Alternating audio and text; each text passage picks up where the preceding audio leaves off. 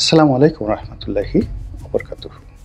সম্মানিত দর্শক, আজকের এই ভিডিওটি মূলত সম্পাদকীয় আকারে ডক্টর মোহাম্মদ ইউনূসকে কেন্দ্র করে বা তাকে উদ্দেশ্য করে। তিনি আমার এই কথা শুনবেন কিনা আমি জানি না, তবে তিনি যখন ক্ষমতা লাভ করেননি কিংবা তিনি যখন শেখ হাসিনা রেজিমের সময়টিতে ভীষণ রকম বিপর্যস্ত ছিলেন, ঠিক সেই সময়টিতে আমার সৌভাগ্য হয়েছিল তার অন্তরঙ্গ হওয়ার, কাছাকাছি যাওয়ার বেশ কয়েকবার।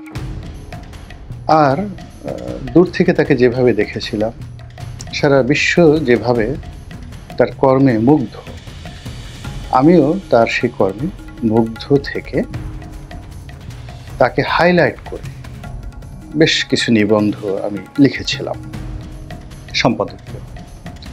বাংলাদেশ প্রতিদিনে একাধিকবারে লিখেছি, নয় দিগন্ত এই পত্রিকাতেও লিখেছি, এবং যে কয়বারই লিখেছি উনি সেই সময়টিতে দেশের বাইরে ছিলেন, আমেরিকাতে ছিলেন, এবং ওনার ব্যক্তিগত ফোন থেকে তিনি সরাসরি আমাকে টেলিফোন করেছিলেন, ধন্যবাদ জানিয়েছিলেন, এবং আমি যা লিখেছি সেটা ওনার খুব পছন্দ হয়েছিল। এবং উনি যেটি বলার চেষ্টা করেছিলেন যে ডক্টর মোহাম্মদ ইউনূস বা তিনি নিজে যে কর্মগুলো করেন বা চিন্তা করেন, সেটা আমি তার কোনো সাক্ষাৎকার না নিয়ে, তার সঙ্গে কোনো আলোচনা না করে যেভাবে ফুটিয়ে তুলেছিলাম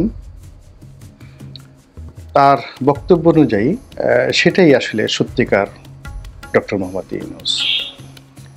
তো এই তার যে প্রশংসা, তার যে কার্টিসি মানে সৌজন্যতা, তার যে ভদ্রতা, এ কারণে আমি খুব কৃতজ্ঞ আরও একটি কারণে। 2013 সালে আওয়ামী লীগের জমানাতে সালমান এফ রহমানের সঙ্গে যখন শত্রুতা আমার প্রবল হয়ে গেল, এবং সেই শত্রুতার সঙ্গে যখন আমি পেরে উঠছিলাম না, এবং যখন আমাকে জেলে যেতে হয়েছিল, ঠিক সেই সময়টিতে তিনি আমার পরিবারের খোঁজ নিয়েছিলেন, আমার স্ত্রীর সঙ্গে কথা বলেছিলেন, এবং আমার স্ত্রীকে দাওয়াত করে তার যে কর্মক্ষেত্র ইউনূস সেন্টার বা গ্রামীণ ব্যাংক ভবন, সেখানে তিনি নিয়ে গিয়েছিলেন সেই 2013 সালে। অনেক কথা হয়েছিল তার সঙ্গে এবং আমার সঙ্গে এবং আমার স্ত্রীর সঙ্গে বিভিন্ন সময়টিতে। তো তিনি এই ক্ষমতায় এসেছেন, এটা অনেকে আশা না করলেও আমি সে 2010-11 সন থেকে আশা করতাম। আমার কেন জানি মনে হতো সেই মহাভারতের, রামায়ণের, কিংবা গ্রিক সাহিত্য, কিংবা আরব্য রজনীর যে কাহিনী, সেখানে নিয়তি বারবার মানুষকে যে জিনিসটি শিক্ষা দেয়, আপনি যাকে তাচ্ছিল্য করবেন ঠিক তার কাছে আপনাকে যেতে হবে। তো শেখ হাসিনা তাকে যেভাবে তাচ্ছিল্য করছিলেন, যেভাবে অপমান করার চেষ্টা করছিলেন, আমার কাছে সবসময় মনে হতো যে শেখ হাসিনাকে আসলে পরাজিত হতে হবে নিয়তির কাছে, এবং সে পরাজয় ডক্টর মোহাম্মদ ইউনূসের যাকে বলা হয় মাধ্যমে হবে। এবং এটা নিয়ে আমি অসংখ্য টকশোতে কথা বলেছি, ছোট ছোট বিষয়ে কথা বলেছি। তো সেই ডক্টর মোহাম্মদ ইউনূস যেদিনই ক্ষমতায় এলেন, আমি বলতে গেলে তার পরের দিন থেকেই তার সমালোচনা করে আসছি, এই কারণে যে তিনি ভালো করেন। তিনি আমার এই সমালোচনাটা তিনি গ্রহণ করবেন, যে কারণে যে তার সঙ্গে আমার যে সম্পর্কটি, সেই সম্পর্কটি কাছের সম্পর্ক, শত্রুতা তৈরি হওয়ার মতো সম্পর্ক নয়। আর তার জন্য আমি যতটুকু করেছি সেখানে কোনো স্বার্থ ছিল না। আর আমি যে পর্যায়ে আছি সেখান থেকে তিনি এখন যেখানে আছেন বা এরপরে যেখানে যাবেন বা আগে যেখানে ছিলেন, সেখান থেকে আসলে আমারকে কোনো সহযোগিতা, মানে তার দোয়া ছাড়া অন্য কোনো সহযোগিতা দরকার নেই। এই কারণে তাকে অনেক কথাগুলো বলেছি। তো যখন আমি কথাগুলো বলেছিলাম, আজকের এই দিনটিতে যা কিছু ঘটছে, এটি আমি আগস্ট মাসের 8 তারিখ, 9 তারিখ, 10 তারিখে বলা শুরু করেছিলাম। তখন যারা মানে সাধারণত অধৈর্য যাদের খুব বেশি, বা সহজে যারা খুব ইনফ্লুয়েন্স হয়ে যান, বা তারা মনে করেন যে সমাজটা লেনাদেনার সমাজ, লোভের সমাজ। তাদের অনেকেই বক্তব্য ছিল যে আমি উপদেষ্টা হতে চাচ্ছি, বা আমি নেতিবাচক চিন্তা করি, আমি আওয়ামী লীগের এজেন্ট, অথবা আমি বিএনপির এজেন্ট, আমি জামাতের এজেন্ট। মানে যে যার মতো করে আমার এই কথাগুলো বলার চেষ্টা করেছেন, আমাকে ছোট করার চেষ্টা করেছেন। কিন্তু যে কথা আমি আগস্ট মাসের 8 তারিখে বলেছিলাম, সেই একই কথা সেপ্টেম্বরে কেউ বলেনি, ভাবেনি, কিন্তু অক্টোবরে এসে সবাই বলা শুরু করলো, এবং এই নভেম্বরে এসে ঠিক সেই ঘটনাগুলি ঘটার চেষ্টা করল। এখন ডক্টর মোহাম্মদ ইউনূস কি করবেন? আমি খুব বিনয়ের সঙ্গে আমার শ্রদ্ধাভাজন ডক্টর মোহাম্মদ ইউনূসকে বলতে চাই যে আপনি এখন আসলে কি করবেন, কি করণীয়। এবং দুর্ভাগ্যজনক হলেও সত্যি যে রাজনীতি সবসময় একটা ওয়ান ওয়ে ট্রাফিক। এখানে যদি আপনি প্রবেশ করেন, আপনাকে গন্তব্যে পৌঁছাতেই হবে, আপনি ফিরে আগের জায়গায় আসতে পারবেন না। যেমন ধরুন ডক্টর মোহাম্মদ ইউনূস 111-এর সময় তার ভূমিকা কেমন ছিল এটা কার্যত আমরা জানি না। তার যে সরল স্বগোক্তি, সেই সরল স্বগোক্তিতে হলো যে সেনাবাহিনীর কর্মকর্তারা তার বাসায় এসেছিলেন, তাকে প্রধান উপদেষ্টা হওয়ার জন্য জোরাজুরি করেছিলেন। তিনি না হয়ে ফখরুদ্দিন মনিউদ্দিন সাহেব তাদের হাতে ছেড়ে দিয়েছিলেন। এবং ওই সময়টিতে তিনি একটি রাজনৈতিক দল গঠন করার চেষ্টা করেছিলেন, এবং অল্প কয়েকদিন পরে তিনি যখন বুঝলেন যে রাজনীতি তার কর্ম নয়, তখন তিনি অত্যন্ত সম্মানের সঙ্গে সেখানে নিজেকে প্রত্যাবর্তন করে নিলেন বা প্রত্যার্পণ করে নিলেন, এবং তিনি পুরো জাতির কাছে এয়ারপোর্টে দাঁড়িয়ে কান ধরে ক্ষমা চেয়েছিলেন। তো তার সেই ক্ষমা গৃহীত হয়নি, তার প্রতিপক্ষরা তাকে ছাড়েনি, এবং তাকে সবসময়ই তার মধ্যে তোমারে বোধিবে যে গোকুলে বাড়িছে, তার মধ্যে শেখ হাসিনা তার পতনের যে মানচিত্র, এটি ডক্টর মোহাম্মদ ইউনূসের মুখচ্ছবিতে তিনি দেখতে পেয়েছিলেন, ফলে তাকে আক্রমণ করেছেন। তো এই আক্রমণ করতে করতে শেখ হাসিনা নিজেকে এমন একটা জায়গাতে নিয়ে গিয়েছিলেন যেখান থেকে তার আর ফেরার কোনো উপায় ছিল না, নো ওয়ে। আবার এই আমরা যারা ছোটোখাটো রাজনীতি করি, ধরুন আমি 2001 সনে নির্বাচন করব বলে রাজনীতির মাঠে নামলাম। তো 2001 সন থেকে 2008 সন পর্যন্ত শুধু নমিনেশন পাওয়ার জন্য চেষ্টা করলাম। এরপরে নমিনেশন পেলাম, এমপি হলাম 5 বছর। তো এই 5 বছরের যে কর্মকাণ্ড, তার দায় আমাকে এখনও কিন্তু বহন করতে হচ্ছে। আমি যত কথা বলছি, যত ভালো কাজ করছি, যত মন্দ কাজ করছি, সব এই রাজনীতির মধ্যে হারিয়ে যাচ্ছে। আমার প্রথম এবং শেষ পরিচয় রাজনীতিবিদ। আমি আওয়ামী লীগ করি, বিএনপি করি না জামাত করি, এটার মধ্যেই মানুষ আমাকে খুঁজে বেড়ায়। কিন্তু আমার যেটা মানবিক সত্তা আছে, আমার যেটা প্রয়োজন আছে, আমার যে আরও অনেক পেশা আছে, এটা কেউ মনে করে না। তদ্রূপ ডক্টর মোহাম্মদ ইউনূস, তিনি নোবেল লরিয়েট, বিশ্ব নন্দিত একজন মানুষ।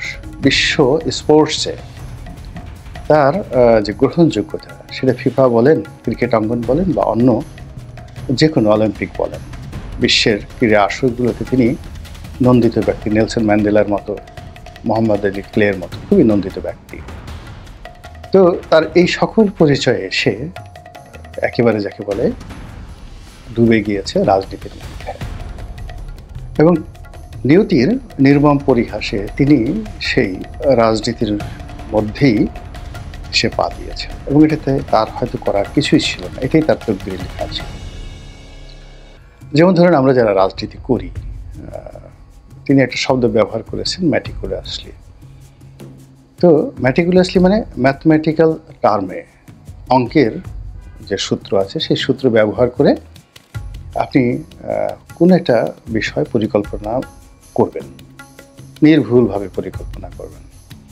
তো যারা সফল রাজনীতিবিদ, তারা করে কি, আগামী দিনে ধরুন একজন রাজনীতিবিদ এমপি হলেন, মন্ত্রী হলেন, প্রধানমন্ত্রী হলেন, তো তিনি যদি হন, সেটার জন্য তার একটা ম্যাটিকুলাস প্ল্যান থাকে, এবং যারা সেই প্ল্যানগুলো করতে পারেন তারা সবাই সফল হন।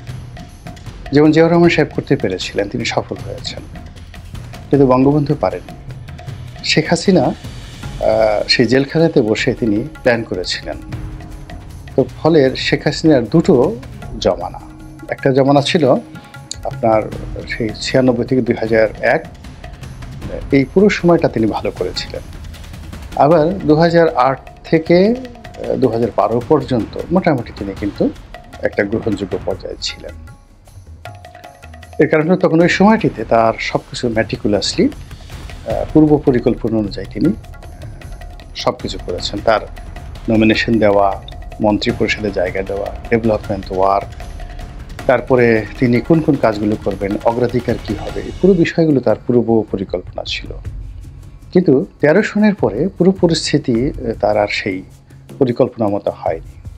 তিনি পরিবেশ পরিস্থিতির সঙ্গে নিজেকে জড়িয়ে ফেলেছেন এবং পরিস্থিতি দ্বারা প্রভাবিত হয়ে তিনি সিদ্ধান্ত নিয়েছেন, ফলে ক্রমশ তিনি পতনের দিকে এগিয়ে গিয়েছেন।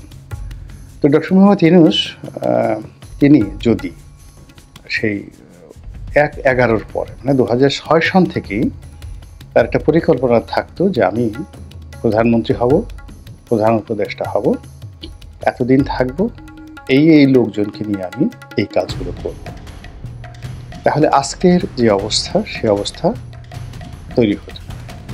কিন্তু মনে হচ্ছে যে তিনি স্বপ্ন দেখতেন হয়তো যে তিনি হতে পারেন, কিন্তু এই কথা তিনি কাউকে প্রকাশ করতেন না। দ্বিতীয়ত শেখ হাসিনার জমানার শেষ 4-5 বছরে তার উপর যে সীমাহীন অত্যাচার করা হয়েছে, বিশেষ করে 2021 সনের পরে, এর ফলে তিনি বেঁচে থাকার আগ্রহ হারিয়ে ফেলেছিলেন, স্বপ্ন হারিয়ে ফেলেছিলেন এবং রাজনীতি নিয়ে আসলে তিনি চিন্তা করেননি। ফলে তার কাছে যখন এই নিয়ামতটি এলো আগস্ট মাসের 5 তারিখের পর, তখন তিনি ছিলেন বিমোহিত, তিনি ছিলেন কিংকর্তব্য বিমূঢ় এবং তিনি অনেক কিছু ভুলে গিয়েছিলেন। তিনি তার আপনজনদেরকে ভুলে গিয়েছিলেন, তিনি তার শিক্ষাকে ভুলে গিয়েছিলেন, দীক্ষাকে ভুলে গিয়েছিলেন, প্রতিজ্ঞাকে ভুলে গিয়েছিলেন। ফলে কি হলো, অন্যের সাজানো একটা বাগান, সেই বাগানে তিনি এসে বসলেন, অন্যের একটা সিংহাসন সেটাতে তিনি বসলেন। তো যার জন্য কি হলো, প্রথম দিন থেকেই এই সরকারের উপর, প্রশাসনের উপর কোনো জায়গাতে তার কোনো কর্তৃত্ব তিনি প্রতিষ্ঠা করতে পারেননি বা করেননি। এবং এই কাজগুলো করার জন্য তার যে বিশ্বস্ত যে লোকগুলো, পরীক্ষিত এরকম লোকগুলোকে তিনি নিয়োগ করেন। এবং তিনি একটা প্রবাদ আছে যে আপনার যদি খুব বেশি অনেক বন্ধু থাকে, ইট মিনস আপনার আসলে কোনো বন্ধু নেই। বাংলাদেশে ডক্টর মোহাম্মদ ইউনূসের অনেক বন্ধু আছেন বা ছিলেন, অনেকের সাথে সম্পর্ক, কিন্তু যেটিকে বলা হয় ক্লোজ ফ্রেন্ডশিপ, যেটা পলিটিক্যাল লোকজনের থাকে, সবার থাকে। যেমন বিএনপির একজন নেতা বা আওয়ামী লীগের একজন নেতা, তাদের কিন্তু তারা জানেন যে এই লোকটি কাজ করতে পারবে, এই গুন্ডামি করতে পারবে, মাস্তানি করতে পারবে, এ প্রশাসন চালাতে পারবে, এ তার পক্ষে এই কাজটি করতে পারবে, এটি তারা বুঝতে পারবে। এটি ডক্টর মোহাম্মদ ইউনূসের ছিল না। ফলে আজকের যে অস্থিরতা, আজকের যে বিশৃঙ্খলা এবং আজকের যে বন্ধনহীন একটা রাষ্ট্রীয় ব্যবস্থা এই আজকের দিন পর্যন্ত আমরা দেখতে পাচ্ছি, এই সময়টাতে আসলে ডক্টর মোহাম্মদ ইউনূসের কী করা উচিত? আমি শুধুমাত্র তাকে বলবো যে আপনি কারো কথা শুনবেন না, আপনি দরকার হলে রোজা রাখুন। এটা ধর্মের দিক থেকে নয়, যখন মানুষ রোজা রাখে, ফাস্টিং করে, তখন তার মস্তিষ্কের অনেকগুলো সেল কার্যকর হয়ে যায়, মোতবাজ্য হয়ে যায়, অটোমেটিক্যালি জ্ঞান ভাণ্ডার খুলে যায়। পেট যত খালি থাকে মাথা তত উদ্গ্রীব হয়ে যায়, তো আর পেট ভরা থাকলে মাথা অলস হয়ে যায়। তো আপনি 1 দিন বা 2 দিন রোজা থাকুন। আপনি নামাজ পড়েন কি পড়েন না সেটা বড় ব্যাপার নয়, আপনি সিজদার মতো করে প্রণতি দিন বা মাথা নোয়ান, বিছানায় যায় নামাজে বা আপনার ইচ্ছা মতো নোয়ান। তাহলে কি হলো যে আপনি রোজা রাখার পরে যখন আপনি এই মাথাটা নোয়াবেন, তখন আপনার যে মস্তিষ্কের রক্ত চলাচলটা অন্য সময়, মানে অন্য স্বাভাবিক সময়ের চাইতে, আপনি বসে থাকেন, শুয়ে থাকেন, এর চাইতে অন্য চমৎকারভাবে এটি কাজ করবে। এবং সেখানে বসে আপনি নিজেকে প্রশ্ন করুন, আপনার যে সময়টি ভালো লাগবে, এটি ভোরে হতে পারে, এটি বিকেল হতে পারে, যখন আপনি শারীরিকভাবে মানসিকভাবে ভালো থাকবেন। নিজেকে প্রশ্ন করুন যে আপনার কি পদত্যাগ করা উচিত, আপনার কি চলে যাওয়া উচিত, নাকি আপনি থাকবেন। পরিণতি কিন্তু আপনার সমানই হবে। আপনি পদত্যাগ করলেও আপনাকে ক্ষতিগ্রস্ত হতে হবে, চলে গেলেও ক্ষতিগ্রস্ত হতে হবে। আর আপনি যদি থেকে যান, সেখানে আপনি যদি সফল হন তাহলে একরকম, আর ব্যর্থ হলেও কিন্তু আপনাকে অন্যরকম। তো যদি আপনাকে সফল